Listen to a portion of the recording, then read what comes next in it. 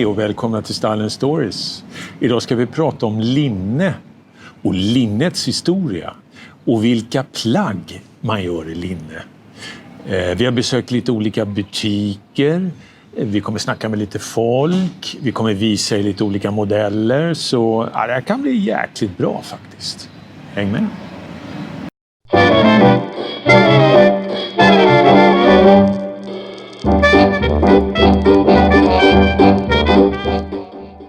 Häng med in så går vi in och tar något snack med Måns.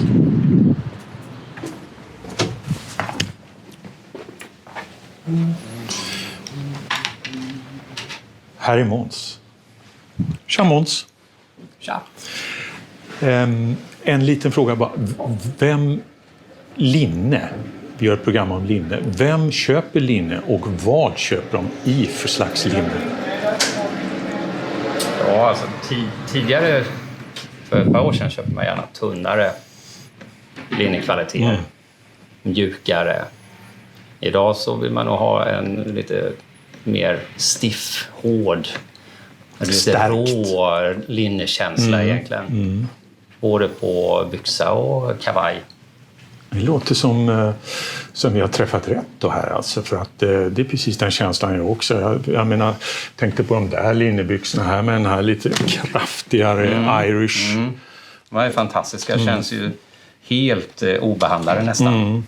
Men ändå, det känns, jag läste någonstans att det var att man kör på de här irländska linnena, så kör man att de kommer ut, att liksom när de är klara med vävningen och sen så stärker man dem. Så att det är därför det blir en sån här liten hinna på, förstår du? Jaha.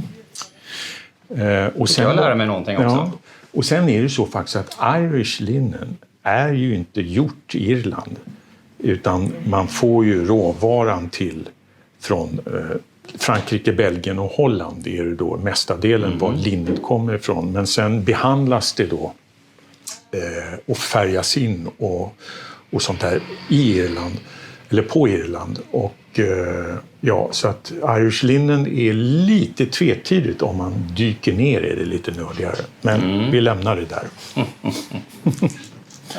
Blandningarna, det är ju inte bara 100% linne, utan man blandar ihop lite olika grejer. Så om du kommer hit, Oda, ska jag visa det här så. Måns.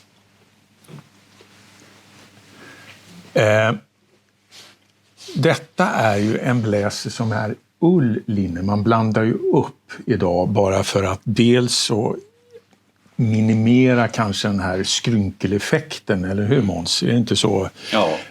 Både ull och bomull, chinolino, har man ju mycket byxor och sånt där, bara för att det blir det blir liksom linnekänsla, men inte så dragspel som man säger, va?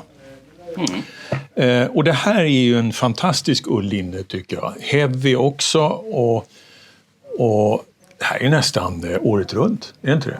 Ja, den här är relativt kraftig faktiskt.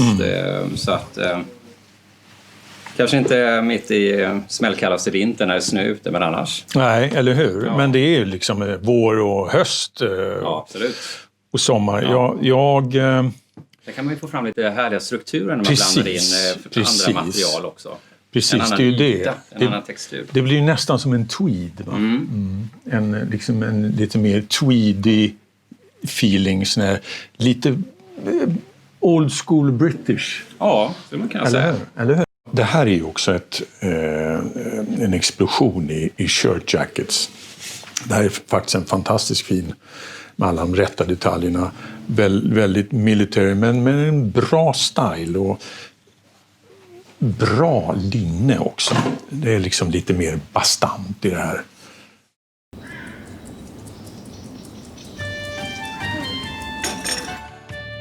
Linnets historia ska vi prata lite grann om nu. Linnet är då världens äldsta tyg, eller material som man säger. Som går tillbaka till mumierna. När faraonerna dog och mumifierades, då gjorde man det i linne. Långt senare så är ju linnet fortfarande var ju för de rikaste, för de mest välbärgade. Och ofta så hade man ju då linne, jag menar säga 16, 17, 1800-tal. Så var ju linne som underkläder, som sängkläder. För att det var så mjukt och tunt och lätt. Så att det användes mest som sängkläder och underkläder helt enkelt. Så i kostymer och sånt där så kom det inte in förrän i slutet på 1800-talet, början på 1900-talet.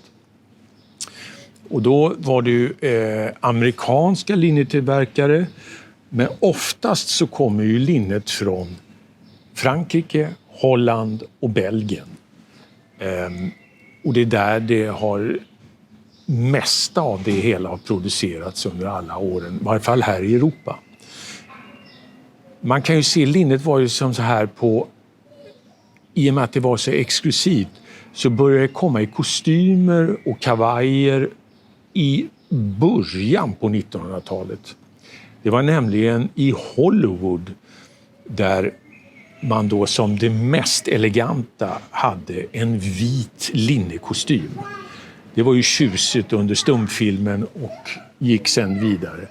Så ljust linne och vita linnekostymer var the thing.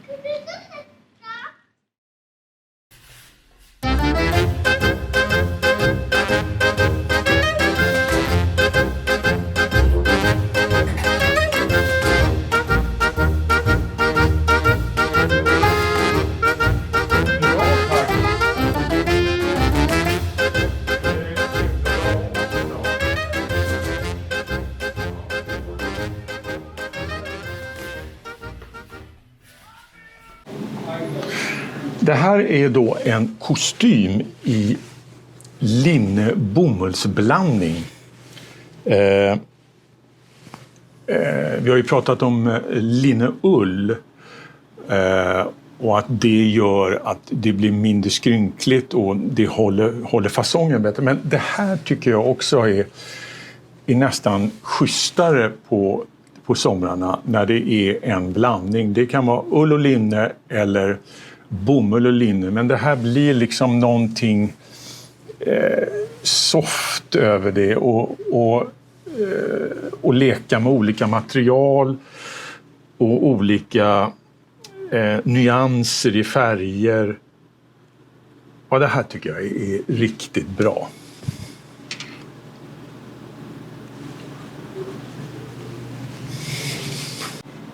Här har vi då ett exempel på en väldigt Italian style linneskjorta.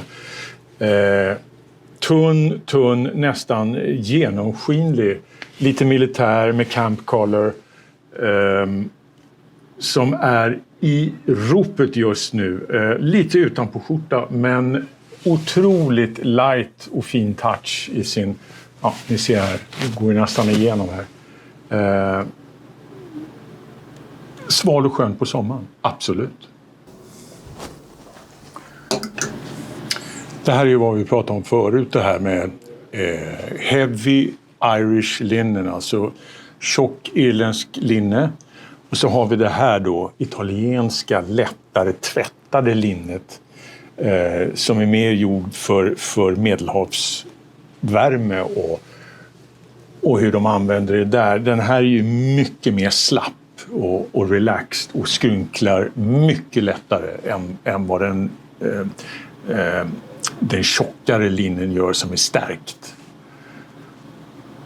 Så det här är ett bra exempel på en very Italian lätt blazer/jacka. Det här är ju lite kul tycker jag. Detta är en t-shirt i linne. Supertvättad och väldigt, väldigt mjuk och lätt. Jag gillar när man tar ut svängarna lite grann på såna här grejer. Den här är väldigt, väldigt bra. Snygg struktur och på gränsen till lite shabby men väldigt cool tycker jag. Jag ville göra kavajer som liknade det här för att det var såna schyssta, du vet, de var raka här, lite lite sköna. Alltså, looken looken är ju fabulös. Och det är ju liksom... Det är ingenting nytt under solen. Nej. Eller hur? Nej, det är det inte. Ja. Den hänger ju... Den där, ja. Köper folk den? Absolut. Ja, kul.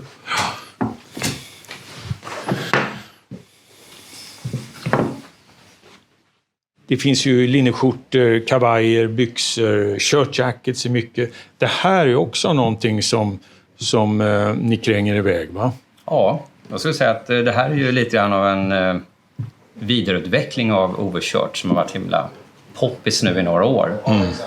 Har mer en vanlig jacklängd och andas ju rätt mycket 70-tal får man säga, va? Verkligen.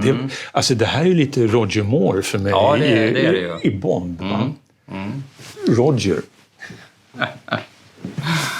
Ja, underbart. Ja, men precis. Lite mindre krage bara, tror jag.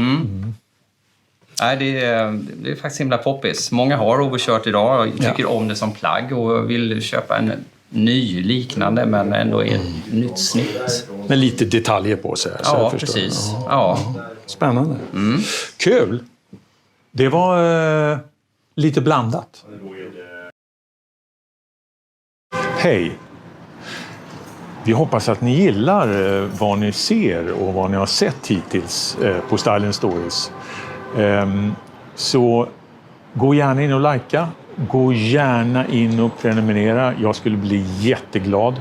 Och skriv i kommentarsfältet om ni har synpunkter eller önskemål på någonting ni vill att jag ska ta upp.